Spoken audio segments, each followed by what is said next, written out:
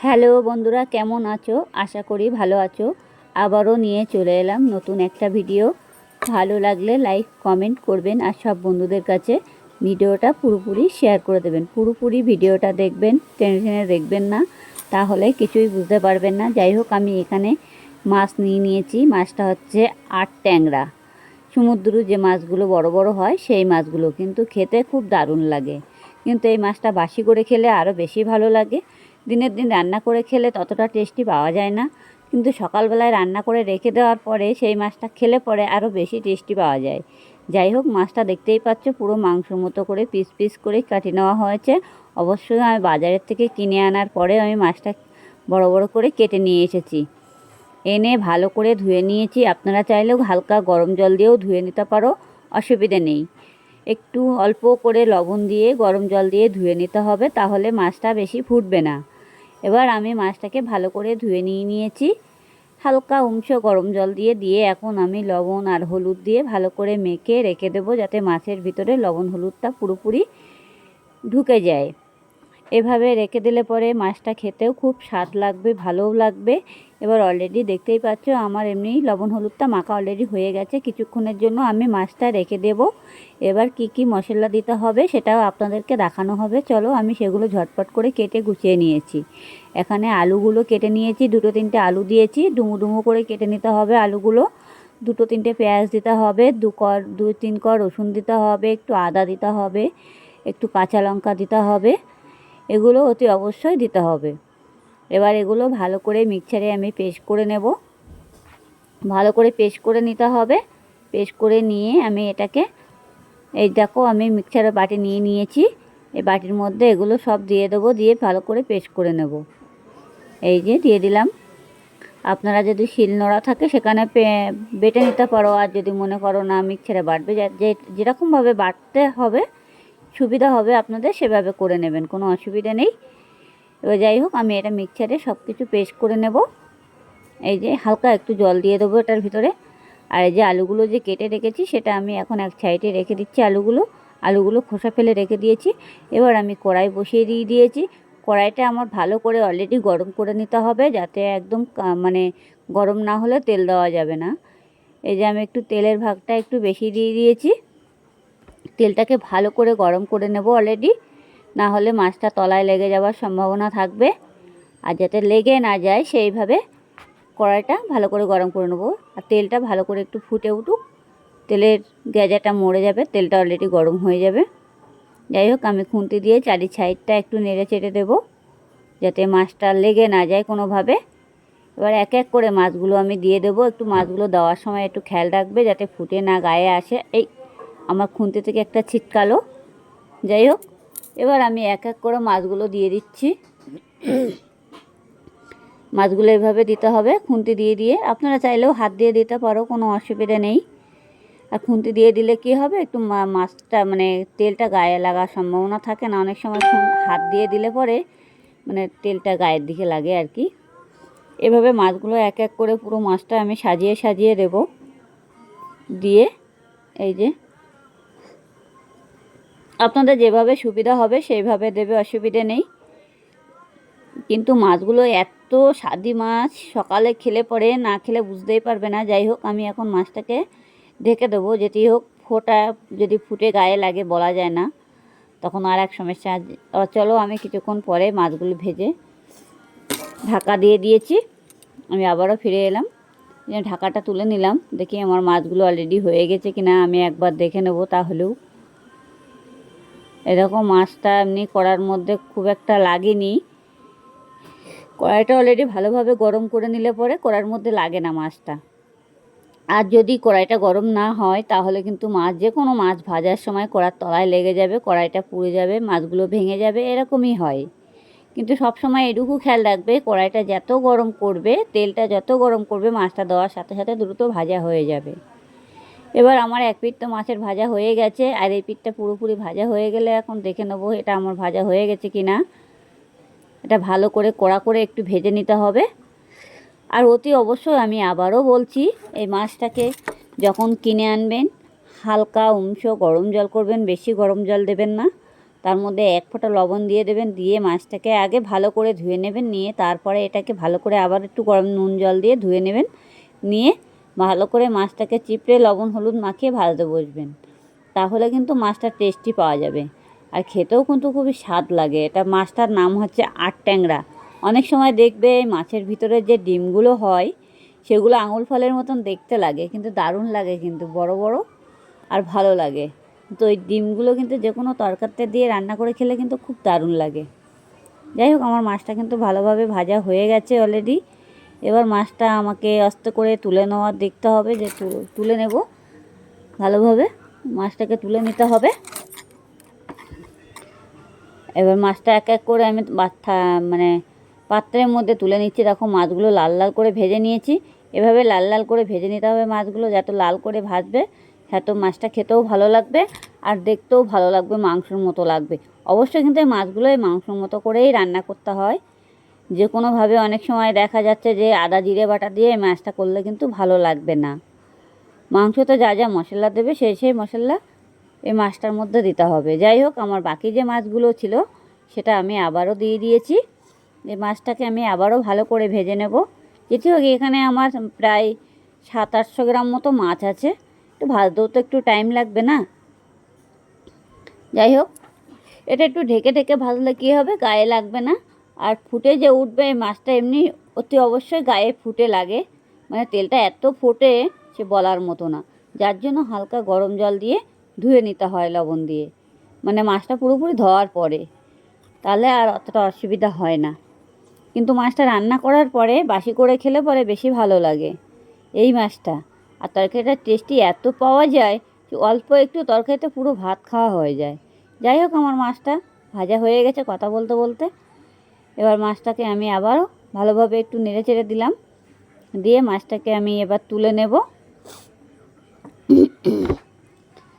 মাছটাকে এবার তুলে নিতে হবে, হালকাভাবে ভেজে নিয়েছি পুরোপুরি, দেখতেই পাচ্ছ এক পিঠ পুরো ভাজা হয়ে গেছে, আর এটুকু বাকি আছে। এটা আমি এখন ভালো করে মাছটাকে এক এক করে মাছগুলো এবার তুলে নিতে হবে, দেখতে হবে, খুন্তি দিয়ে দেখে নিচ্ছি আমি, না মাছটা হয়ে গেছে। এই যে দেখেছ মাছটা হয়ে গেছে। এবার আমি মাছটা তুলে নেব। মাছটা আমার একটু ছাড়িয়ে গেল, যাই হোক তো অসুবিধা হবে না। আর এই মাছগুলো ভাজার সময় এরকমই হবে, যেটি হোক অনেক সময় পিস পিস করা থাকে। তো এবার মাছগুলো আমি তুলে নিচ্ছি। মাছগুলো তুলে নিয়ে এবার যে আমার আলুটা কাটা ছিল, এই যে আলুটা আমি তেলের মধ্যে দিয়ে দেবো।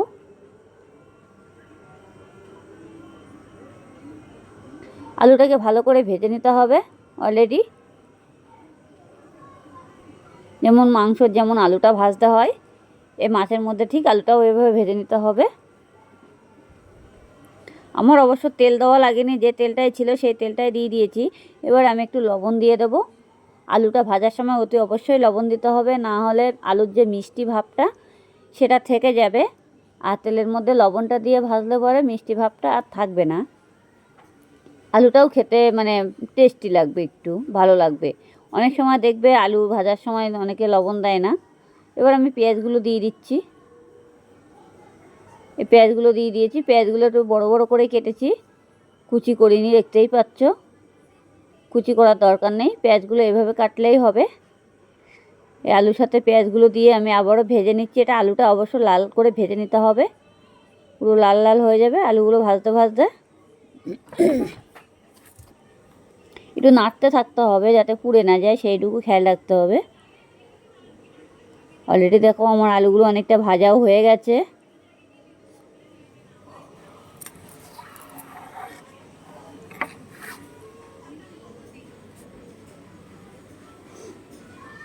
দেখেছো আলুগুলো অনেকটা ভাজা হয়ে গেছে।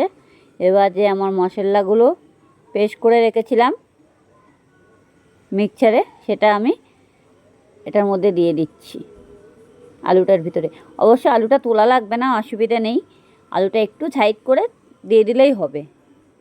এবার যেগুলো বাকি ছিল বাটিটার ভিতরে সেটা আমি এখন কেকে কেকে দিয়ে দেবো। কেকে দিয়ে দিয়েছি, ঢাকনাগুলোর এগুলোও কেকে কেকে দিয়ে দেবো। এই যে দেওয়া হয়ে গেল।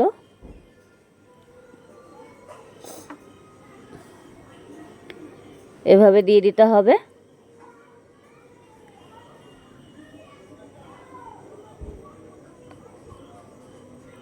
ভালো করে নাড়াচাড়া দেবো এবার আমি। এই যে ঝোল ঝোল ভাবটা দেখছো, এটা একদম থাকবে না, পুরো ভাজা ভাজা হয়ে যাবে। একদম পুরো ভাজা ভাজা হয়ে যাবে, মানে মশলা থেকে তেলটা ছেড়ে দেবে, তখনই বোঝা যাবে যে ভাজাটা হয়ে গেছে কিনা। এবার আমি হলুদ দিয়ে দিচ্ছি,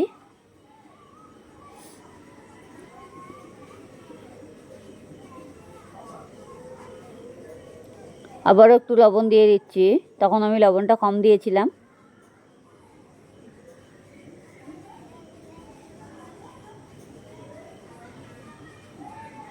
এবার জিরের গুঁড়ো দিয়ে দিচ্ছি।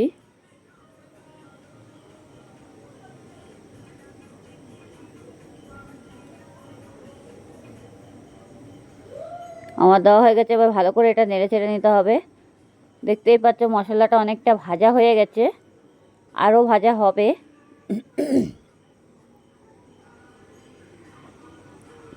এবার আমি টমেটোটা পেস্ট করে নিয়েছিলাম, সেই টমেটোটা দিয়ে দিচ্ছি। দেখেছো টমেটো পেস্ট করে নিয়েছিলাম।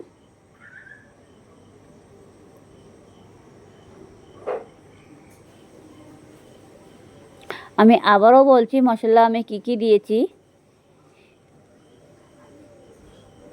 আদা, তারপরে রসুন, পেঁয়াজ, জিরে, লঙ্কা, কাঁচা লঙ্কা দিয়েছি, অবশ্য গুঁড়ো লঙ্কা দেয়নি, আর আপনারা চাইলেও গুঁড়ো লঙ্কা দিতে পারো, কোনো অসুবিধা নেই। লবণ, এগুলো দিতে হবে, দিয়ে ভালো করে পেস্ট করে নিতে হবে। আপনারা যদি মনে করবেন যে গুঁড়ো লঙ্কা দেবেন, দিতে পারেন, কোনো অসুবিধা নেই। গুঁড়ো লঙ্কা বেশি আবার খাওয়া ভালো না। গুঁড়ো লঙ্কাটা খেলে পরে অনেক সময় পেটের মধ্যে জ্বালা ভাবটা করে, তরকারির মধ্যে দেয় অনেক সময় কালার আনার জন্য, কিন্তু আবার সব তরকারিতে না দিলেও চলে না, তাই আমরা এভাবেই ব্যবহার করি। গুঁড়ো লঙ্কাটা কম ব্যবহার করাটা খুবই দরকার। যত গুঁড়ো লঙ্কা কম ব্যবহার করবে ততটাই ভালো হবে। যাই হোক, আমার মশলাটা দেখতেই পাচ্ছ ভাজা হয়ে গেছে অনেকটা। এভাবে ভালো করে পুরো ভেজে নিতে হবে। আর আলুটাও মশলার সাথে পুরো আরও ভাজা হয়ে যাবে। আলুটা আমি অবশ্য আগে ভেজে নিয়েছিলাম, আলুটা আমি আগে অনেকটা ভেজে নিয়েছিলাম, যার জন্য মশলার সাথে আলুটাও আমার পুরোপুরি ভাজা হয়ে গেছে। দেখেছো এটা কিন্তু কাঁচা গন্ধ ভাবটা আর থাকবে না। আর আপনারা চাইলে হালকা একটু গরম মশলাও দিতে পারো, আমি তো গরম মশলা দেবই। 2-3টে চিনির দানা দিতে হবে, তাহলে যে তরকারির যে খার ভাবটা, সেটা খার ভাবটা লাগবে না।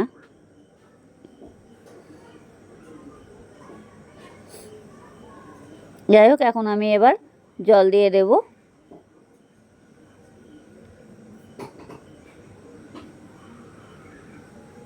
বেশ, আমার জল দেওয়া শেষ, আর এখন জল দেব না।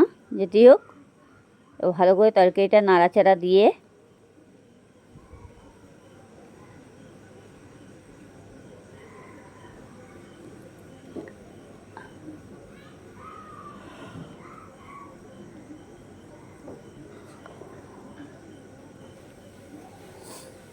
এই যে বেশ জল দেওয়া কমপ্লিট হয়ে গেছে। এবার আমি কিছুক্ষণের জন্য ঢেকে দেব।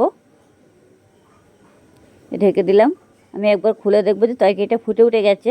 এবার যে বাকি মাছটা ছিল আমার, এই যে ভেজে রেখেছিলাম, এবার মাছটা আমি দিয়ে দিচ্ছি।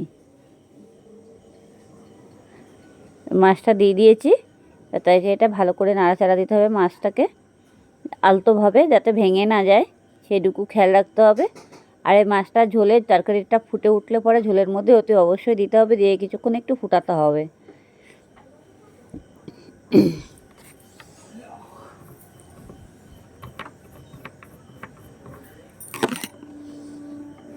তরকারিটা দেখতেই পাচ্ছ ফুটে গেছে। এভাবে ভালোভাবে ফুটাতে হবে, তাড়াতাড়ি নামানো যাবে না। একদম পুরো একটু মাখা মাখা টাইপের মতো তরকারিটা করতে হবে, আর বেশি ঝোলও রাখা যাবে না। আপনারা যদি মনে করবেন যে অনেক সময় অনেকে ঝোল টোল রাখে, যে আমি এখন একটু গরম মশলা দিয়ে দিচ্ছি। আমাদের আবার বাড়ির লোক গরম মশলা বেশি খায় না, সেই কারণে যার জন্য অল্প করে হালকা পরিমাণে দিতে হবে, বেশি দেওয়া যাবে না। এটাকে ভালো করে নাড়াচাড়া দিতে হবে। এবার আমি আবারও ঢেকে দেবো তরকারিটা। গরম মশলার গন্ধটা একদম পুরো ঝোলের মধ্যে লেগে যাবে।